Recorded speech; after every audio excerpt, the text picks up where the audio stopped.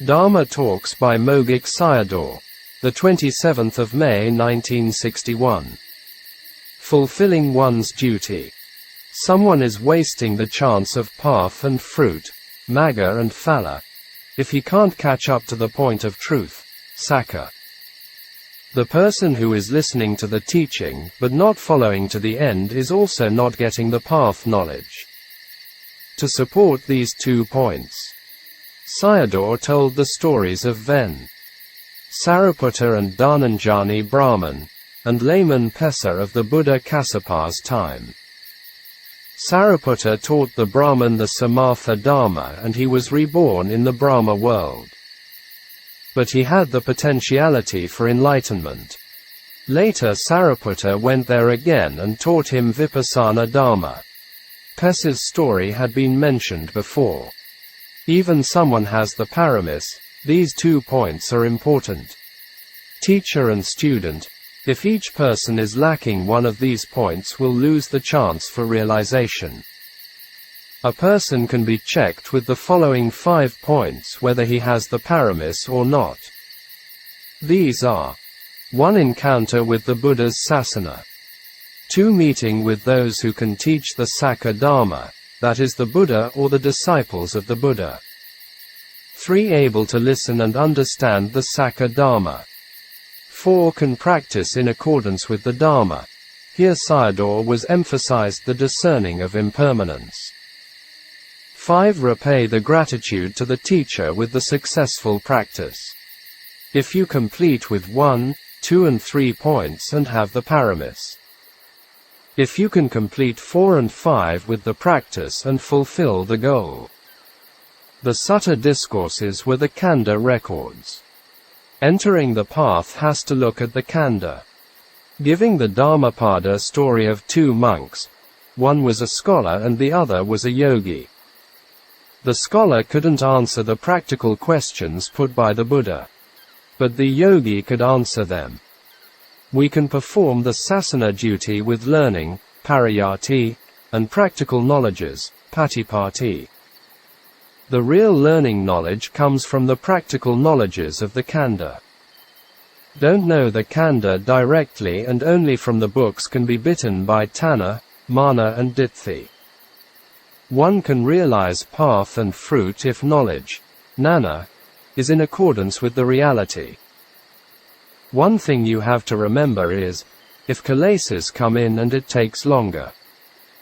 Therefore it is important not let kilesas come in between the reality and knowledge. Practice in the morning and it can be realized in the evening. Practice in the evening and it can be realized in the morning, half day.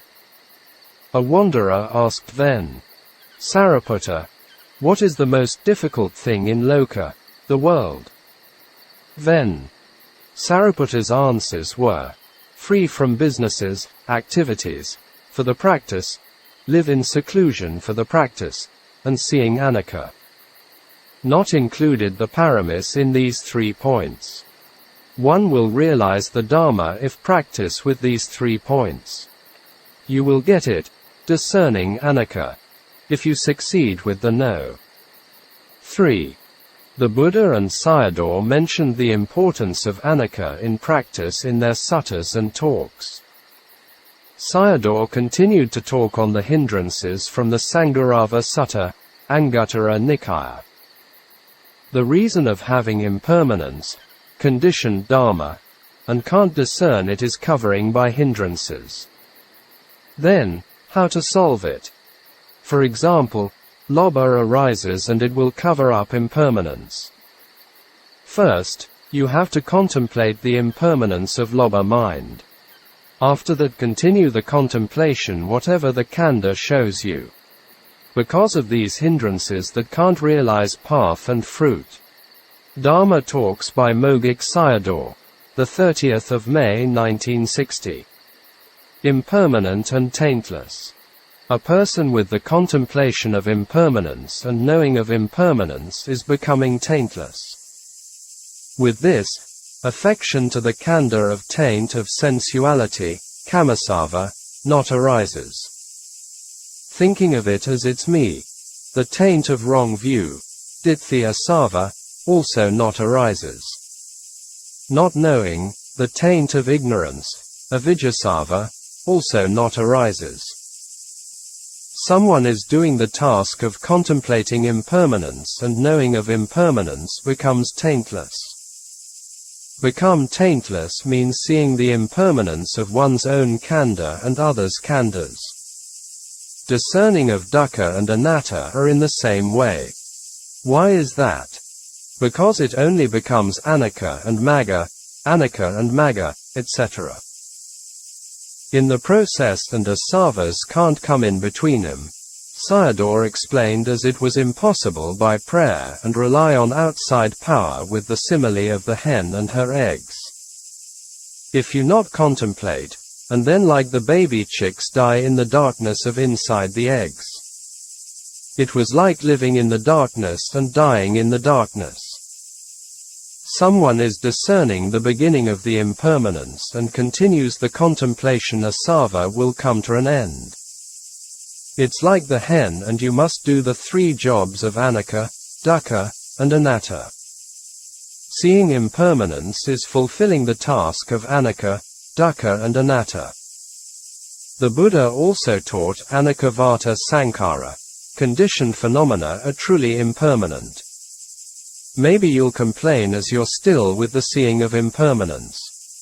In this same sutta the Buddha gave another simile, i.e., the simile of adze. Nana is slowly eroding the kilesas if you are contemplating impermanence. Each day erodes a little bit, etc. And lobha, dosa and ditthi are becoming fewer than before. If you continue the practice, it thins out slowly and at last disappears. Don't think about it as no benefit. When will it finish, if you ask me? It'll finish if the impermanence ended. Dhamma Talks by Mogok Sayadaw, the 24th of June 1960. Dukkha and Nibbāna. In the Udana Pali text, the Buddha said that Nibbāna did exist. If you ask, how does it exist?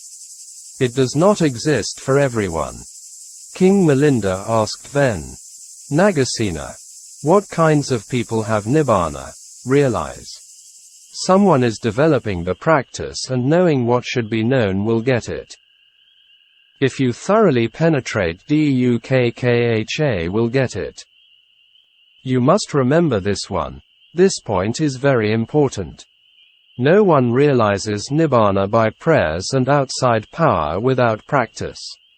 Realization never happens without the practice of the Four Noble Truths. Someone thoroughly penetrates it as only impermanent dukkha sakha and will know that there is no sukha at all. Someone doesn't penetrate dukkha sakha will not abandon samadaya sakha, i.e., tanha, and not develop magga sakha, the eightfold path. With the continuation of the dependent origination process will never realize it. I am asking you to contemplate feeling, Vedana. And you'll ask me, why seeing the arising and vanishing of it? The reason is, after the feeling arises and before the contemplative mind, Nana, comes in, there are a lot of bhavanga citas, life continuum minds, arise between him, i.e., between feeling and Nana. This is the cognitive mind process mentioned in the Abhidhamma.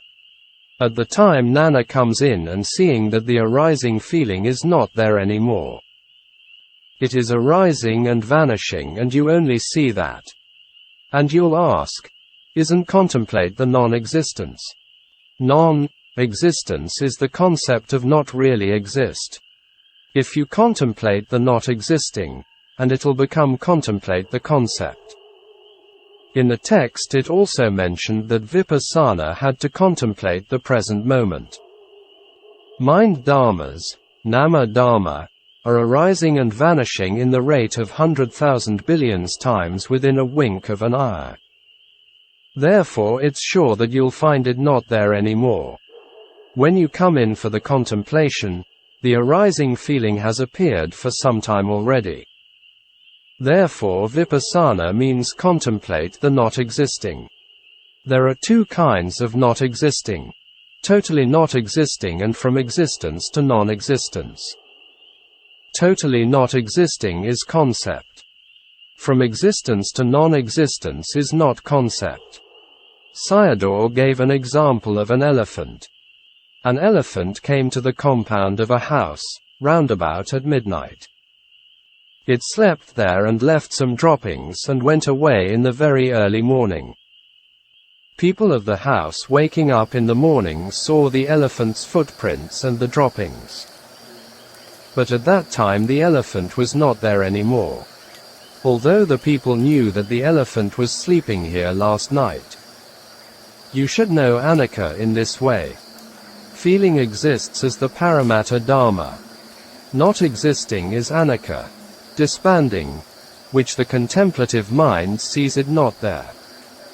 It's the knowledge of knowing the existence to non-existence. It's not knowing the totally not existing. It becomes permanent, nikka, if you contemplate the existing.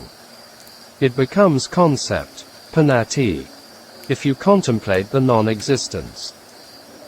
It becomes the real vipassana knowledge if you can catch on the existence to non-existence with the contemplation. Feeling is arising and also disappearing. You only find this. It's the contemplation of the dukkha of the Vedana. Magga only sees dukkha arising and dukkha ceasing. Vedana's anicca is dukkha sakka. Knowing it is magga sakka, tanha upadana, kama not arising is samadaya sakka and jati, jara, marana not arising is nirodha sakka. By doing one and finish the four truths. Thoroughly penetrate dukkha sakka is your task. You can contemplate anyone which you appreciate, i.e., body feeling, mind and dharma. If you see arising dukkha and ceasing dukkha and it's right. Sayadaw continued to talk on Chanavada Sutta, about Ven. Channa who committed suicide, MN.144 Chanavada Suttam.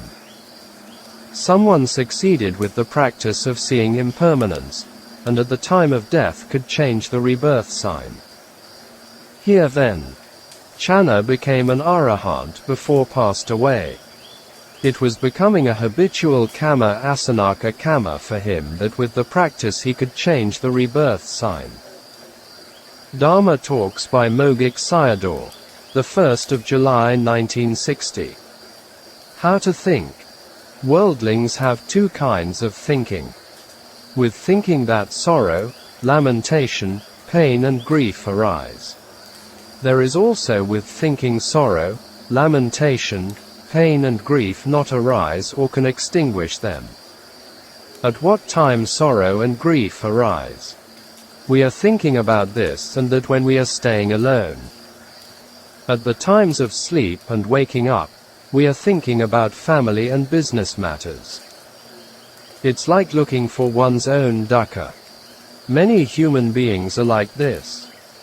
We are thinking about things which are not good and follow with sorrow, lamentation and grief. One's own thoughts are tormenting oneself. One's khandha and others' khandhas are not self.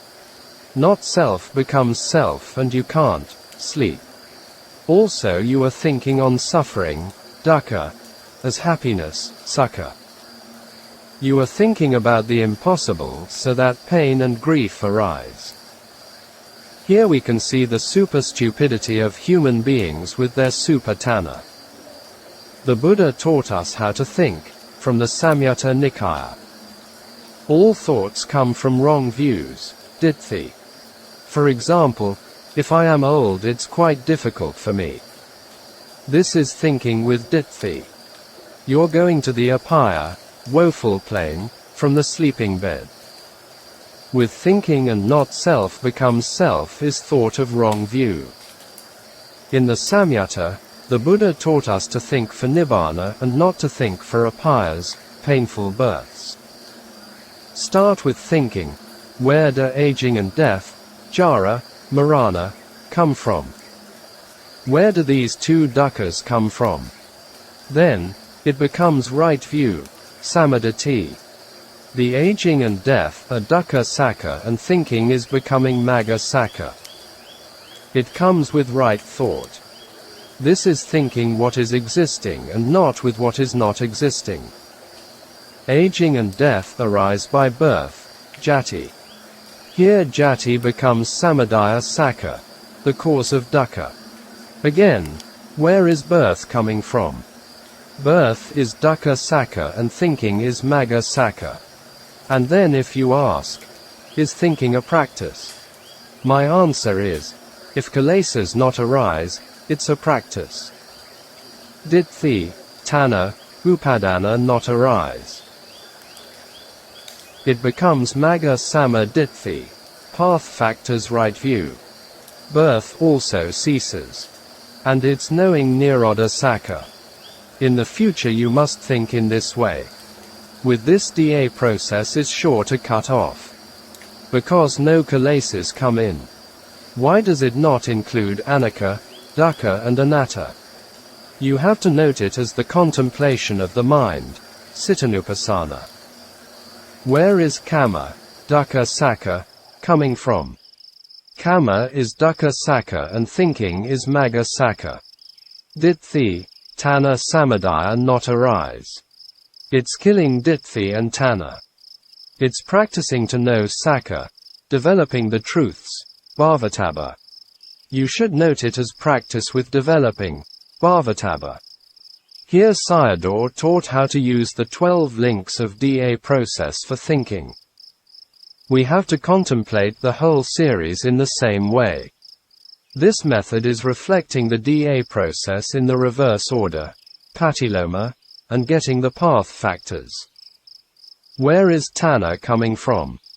It's from feeling. Feeling can't arise by itself. It is arising together with the other four khandhas. Feeling arises depending on the body. Therefore, if you can contemplate feeling to the extinction, i.e., the ending of feeling, and dukkha totally ceases. With thinking in backwardly and the object of contemplation appears to us. With the contemplation of feeling is seeing its impermanence, its disenchantment and its ending become the 8 path factors. And then feeling ceases and Nibbāna arises. With the contemplation, the cessation of feeling comes. It's called upada nirodho, the cessation of the arising Dhamma. The cessation of tanha, upadana, kamma and jati without arising is called anapada nirodho. Therefore these are the cessation of the khandha and kilesa. Vedana and jati are khandhas, tanha, upadana and kamma are kilesas. The Buddha gave the example of firing a clay pot. During firing the pot and it's hot. After finish and put it outside become cooling down. Here also the same. The pot in the fire stove with heat is like the khandha with kilesa heat. After outside the stove and cooling down is like the khandha without kilesa. This is saupadasesa nibbāna, Nibbāna with the khandha, but without kilesa. Even though still has the khandha, the yogi sees Nibbāna, with the cessation of kilesa. This is called Nibbāna element with the khandha. Dhamma talks by Mogok Sayadaw, the 1st of July 1960. 4 Nibbānas. There are 4 Nibbānas: Sotapanna Nibbāna, Sakatagami Nibbāna, Anagami Nibbāna and Arahant Nibbāna. There are 4 abandonments with 4 Nibbānas. To become a Sotapanna have to kill ditthi, wrong view. To become Sakatagami, Anagami and Arahant have to kill tanha. Now, you are worldlings, Pudharjana and must kill ditthi. By killing ditthi and the coarser tanha with it also gone. Tanha is not a leading factor here. Instead ditthi is the leader. If you ask which tanha dies with ditthi, this is the coarser tanha leading to woeful plains. By killing ditthi, this tanna dies with it. The cup is also with it if you are taking water. Ditthi is sticking in the khandha. The eye's contact with visual form is phassa. With phassa good or bad Vedana arises. The I, self, concepts on phassa and Vedana are falling away if you know in this way, because it is only the Paramatta Dhamma arising. Whatever Dhamma arises and follow with knowledge, and ditthi falls away. It dispels ditthi, because we don't want birth to arise. Sayadaw explained up to Kama, Bhava on dispelling ditthi. If you know the present moment DA process and ditthi is falling away. In all day, the DA processes are going on from the 6 senses doors. The assemblages of dukkha are going on in turn. These are going on until before death. For birth you have to go after death. From the 6 senses doors whatever arising is only dukkha khandhasa, the assemblage of dukkha, because every time it arises, and not knowing is wrong view, taking the experiences as me and mine. It becomes satipatthana, mindfulness if you know it. At the time of sleep, no ditthi is with it, and only the bhavanga citas are arising with sleep. These minds, i.e., bhavanga citas, can't give the bad or good results. The mind is doing the natural breathing.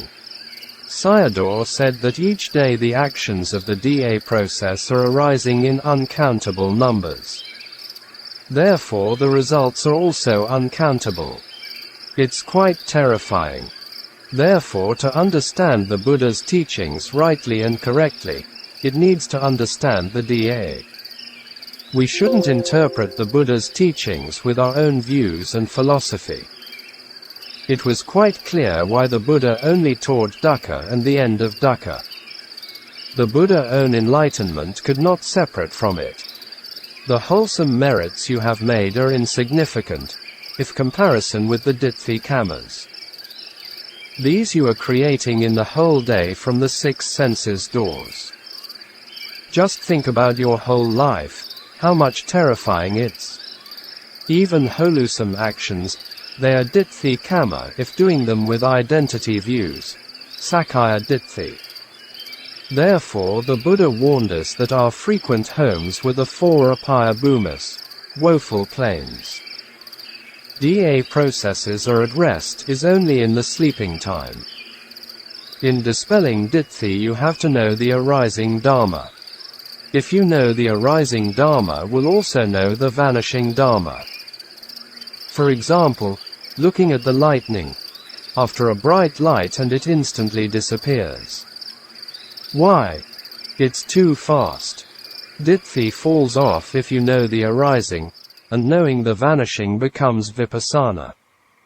It's easy, and not difficult at all. Ditthi becomes thinning out with tanna if you contemplate a lot. With the knowing and ignorance also thins out. Continued to talk about Ven. Anuradha. The Buddha was a doctor and only gave the medicines. It can cure only by taking it. Therefore, we have to extinguish our own hell fire. There are only these 2 dukkhas, dukkha arising and dukkha ceasing in the world, loka.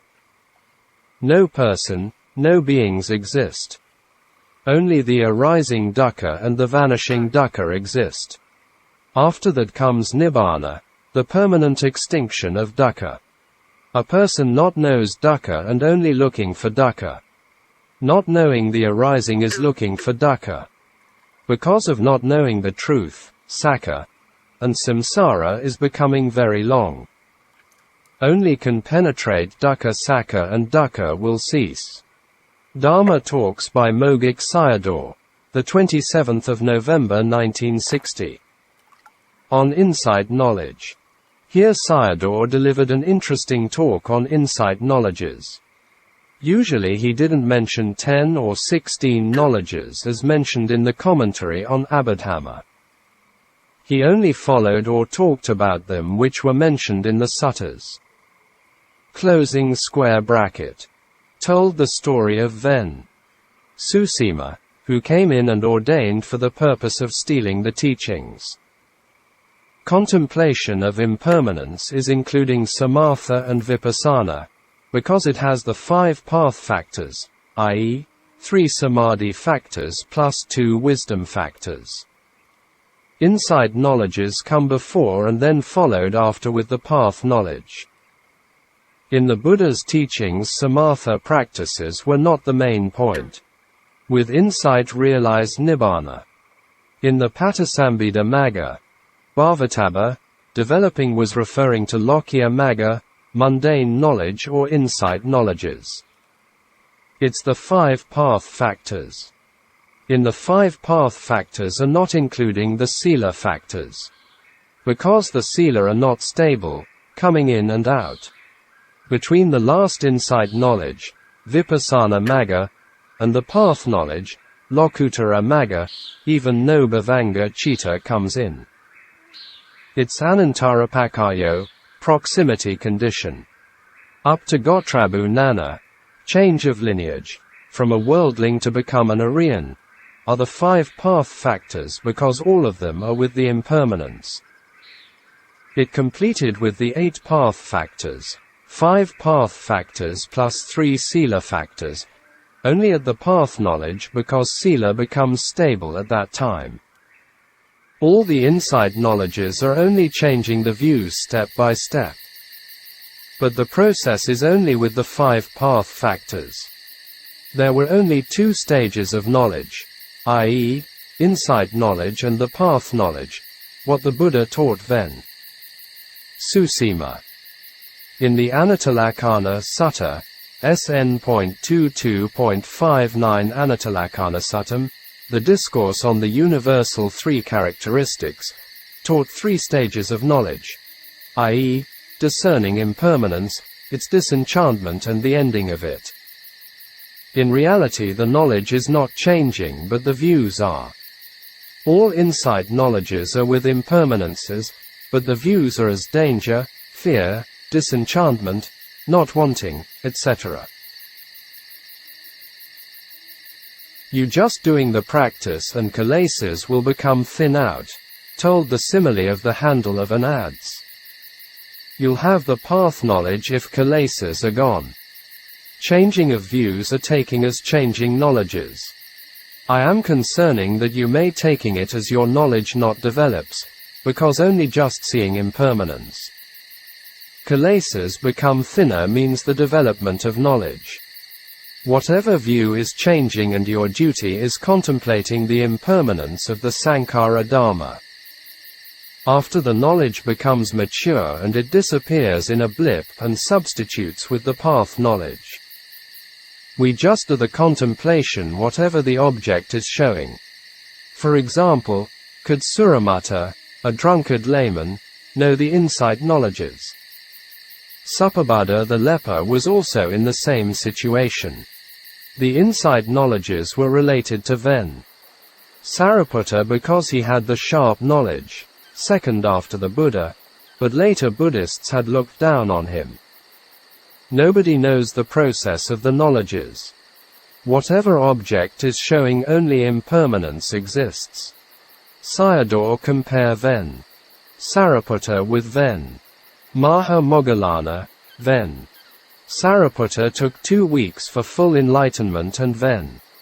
Maha Moggallana only 7 days. Why was that? Ven. Sariputta had many records. He was analyzing the knowledges and it took longer time. In the questions and answers between Ven. Sariputta and Ven. Maha, Kothita. Start with impermanence, also, up to arahantship. If you want to become a sotapanna. Therefore you shouldn't have many teachers and many nanas processes. People will have no shame and fear, hiri ottappa, for wrongdoing if he has ignorance, avidya. The Buddha said hiri ottappa dharmas were the protective dharma of the world, lokapala dharma. If we observe today modern world, human beings are going the way of no shame and fear of wrongdoing. Closing square bracket. Only without ignorance, become knowledge. Vijja, has shame and fear of wrongdoing. Sayadaw gave the story of Ven. Patakara Teri. Here we can see the importance of wholesome education, including all media. The main point is reaching the top of the mountain. It's not the main point whether you are ascending there with 2 or 3 knowledges. Ven.